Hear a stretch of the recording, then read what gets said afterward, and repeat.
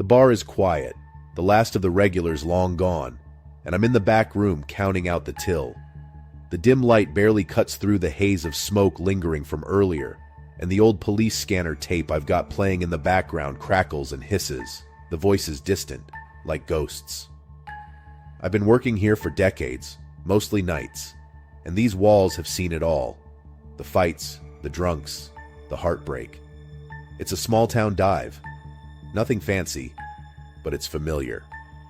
I guess that's why I keep coming back, even with the insomnia and the gnawing feeling that something's not right. The tape's from 1992, back when I was just a kid, 17, working part-time as a janitor at the local precinct. I'd sneak into the record room sometimes, listen to the chatter from the police scanners. It was mostly mundane stuff, but that summer, I remember a night that changed everything. They brought in this drifter. He was rambling about gates and demons, his voice shaky, terrified. Nobody took him seriously. They laughed, called him crazy. But after that night, things got weird. People started disappearing, including Danny, my younger brother. He was gone for 3 days, then just showed up like nothing had happened, acting like he couldn't remember a damn thing. I'm pouring myself a drink, trying to drown out the memory, when the scanner tape catches my ear. It's the drifter, his voice coming through, mumbling about the gates opening. And I realize it was the same night Danny vanished. I never put it together before, but now it's like a switch flips in my brain. It's not just coincidence. There's something there, something I missed. And lately, Danny's been acting strange again. He's been talking about shadows, about hearing whispers when there's no one around.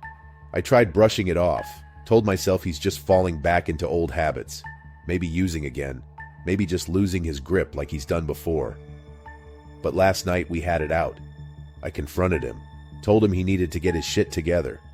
He broke down right there in my kitchen, told me he's been dreaming of a dark place, that he feels like something's following him. It shook me. Danny's always been the wild one, the reckless one, but seeing him like that, scared out of his mind, it brought me right back to 92. Our dad was a cop back then.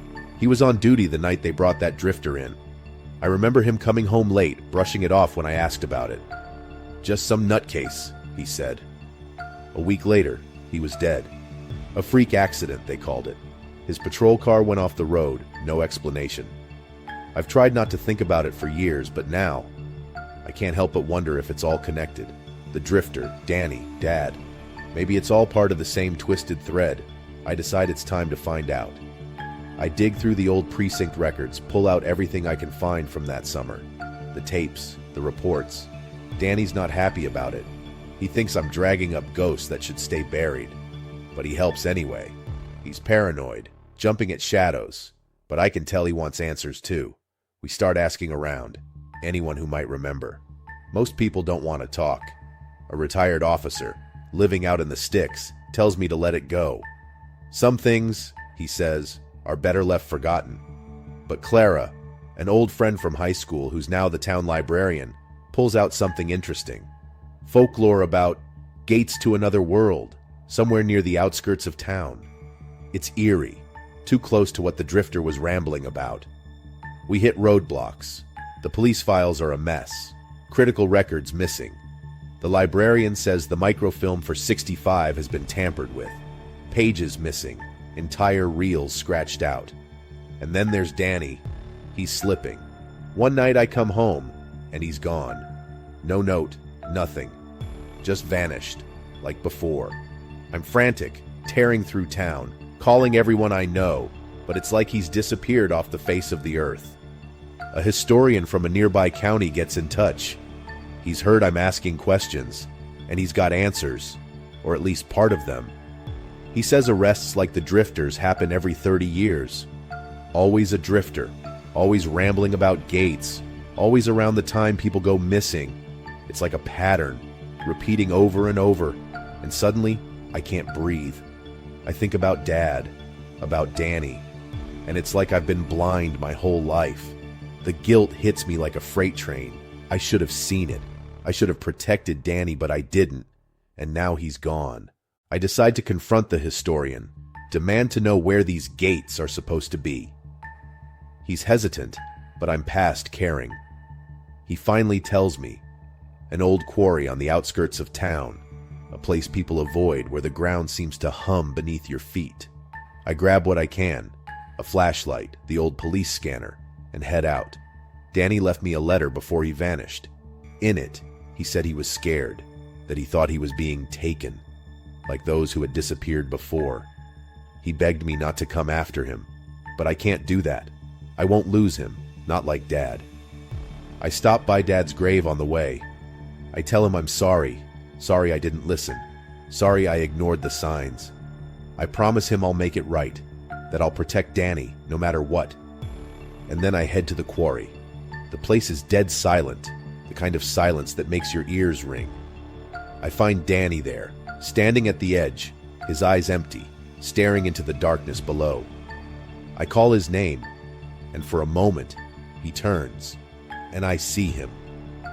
Really see him. He's terrified, lost. And then the shadows start moving. They're not just shadows, they're figures, shapes emerging from the dark, reaching for him. I run, grab him, pull him back with everything I've got. He's screaming, fighting me, but I don't let go. I can feel them, the cold, the emptiness, pulling at me too. For a second, I see what's beyond, a place that's not meant for us, something dark and endless. And then we're falling back, away from the edge, the figures slipping away, disappearing into the night. Danny's shaking, crying, but he's here. He's alive. I hold him, and for the first time in years, I feel like maybe, just maybe, we've got a chance. I know now that this isn't over. The gates, whatever they are, they'll open again. But I'm not going to let them take him. Not Danny, not anyone else. I'll be ready next time. The historian writes an article dismissing the gates as a local myth, a ghost story to scare kids. I let him. The truth, whatever it is, isn't something people need to know. Not yet. Danny starts therapy, and I'm there with him, trying to mend the pieces, trying to be the brother he needs.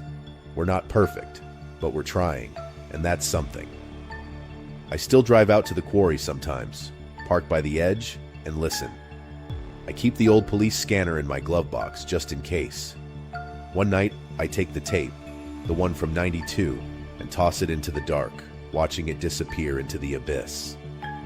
You don't get to take anyone else, I whisper, the words swallowed by the night. And for once, I feel like maybe I mean it. Story 2. The apartment is dark, and the quiet hum of the refrigerator is the only sound filling the small space. I'm staring at an old folder on the kitchen table, its edges worn and yellowed, a relic from a past I've tried hard to forget. I've just finished a 24-hour shift, another day of running from one emergency to the next, trying to patch up the broken pieces of other people's lives. It's supposed to be over now, but sleep isn't coming. Not with that damn folder lying there, daring me to open it. The report is from 1992, when I was just 17, a volunteer firefighter in the small town I grew up in. That night, they called us to assist the police at the old church.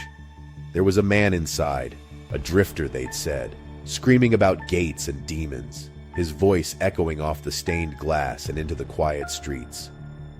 I'll never forget what I saw when I got there, the symbols carved into his arms, the wild look in his eyes, the way he fell silent the moment they cuffed him, almost like he knew something the rest of us didn't. It's the kind of memory that doesn't fade, even when you want it to. The folder has been gathering dust in my apartment for years, but today it feels different, heavy, like it's calling me.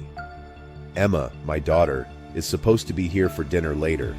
She's 16 now, and I know I haven't been the kind of parent she deserves. The long hours, the missed calls.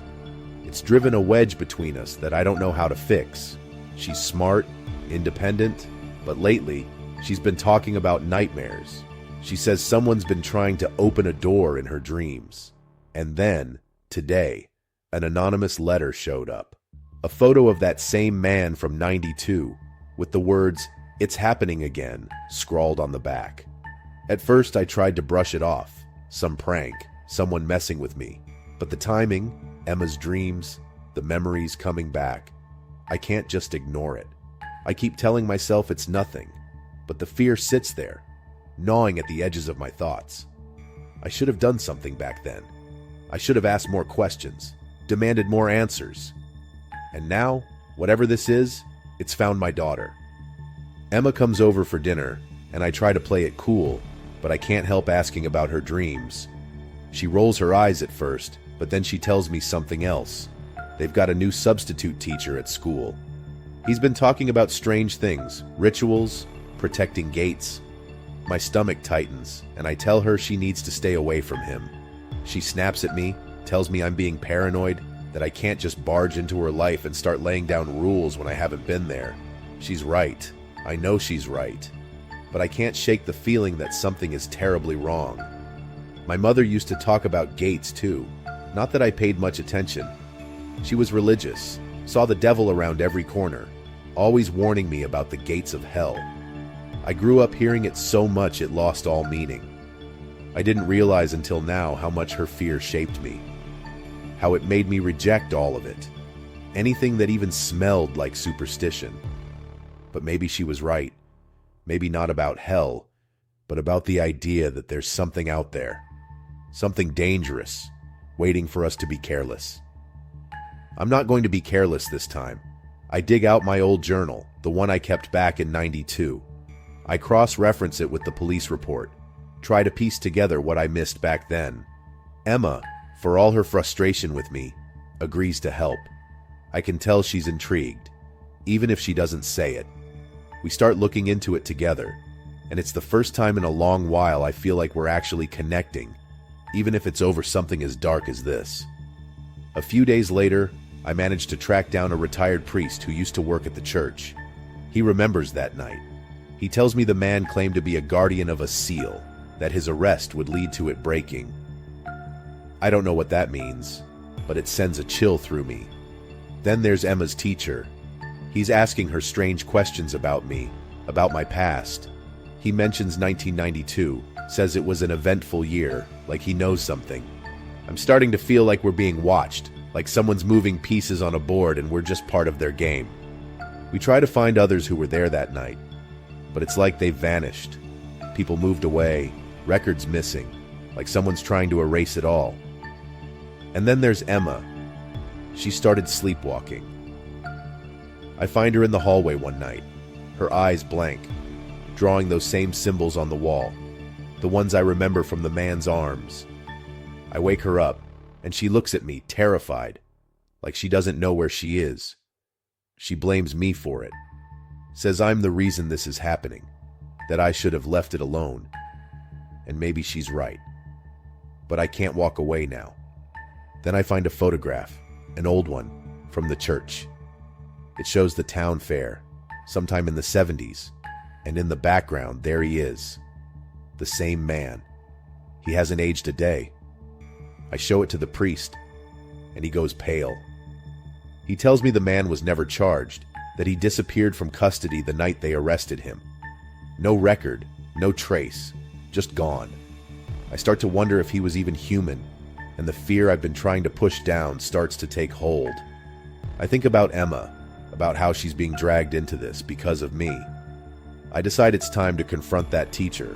I show up at the school, catch him after class. He doesn't seem surprised to see me.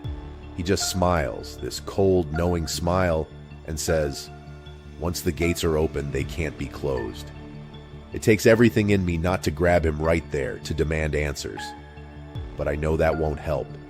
He knows more than he's letting on, and I need to find out what. Emma and I have a moment that night. She's scared, and for the first time she lets me see it. She tells me she's afraid of losing control, of becoming something else. I promise her I'll protect her, no matter what it takes. We're in this together now, and I can see something shift between us. Maybe it's not too late to fix what's broken. We go to the church, the place where it all started. It's abandoned now, falling apart. But there are fresh symbols carved into the walls. We find a trap door, hidden beneath a rotting pew, and beneath it, a basement. The air down there is thick, heavy, like it's alive. We find him, the teacher, the man from 1992. He's leading some kind of ritual, symbols drawn in a circle, candles flickering. He looks up at us, and for a moment, his eyes seem to glow. He says we're too late, that the gate is opening, and I can feel it. A pull, something dark and cold. Emma grabs my hand and we move together. We knock over the candles, break the circle, and everything goes wrong. The ground shakes, the walls start to crumble, and I see it, just a glimpse, through the opening gate. A place that shouldn't exist, shadows moving, something reaching out. We pull each other up the stairs, out of the church, and it collapses behind us, dust and debris filling the air. We're both gasping, but we're alive. Emma has nightmares now, and I can't blame her. I do too. But she's talking to me more, trusting me, and I'm trying. I'm trying to be here for her, to not let the past drag me away again. The priest left town, told me to watch over Emma, said the danger isn't gone. I believe him. I've started keeping a journal, writing down everything, every strange occurrence, every feeling that something isn't right. I'm not going to be caught off guard again. Emma's been reading about mythology, about rituals, trying to understand what we saw. She's stronger than I ever was, braver. I don't know what's coming, but I know we'll face it together. I lock the old police report and my journal in a safe, look at Emma, and tell her, if the gates ever open again, we'll be ready. She nods, and for the first time in a long time, I feel like maybe we will be.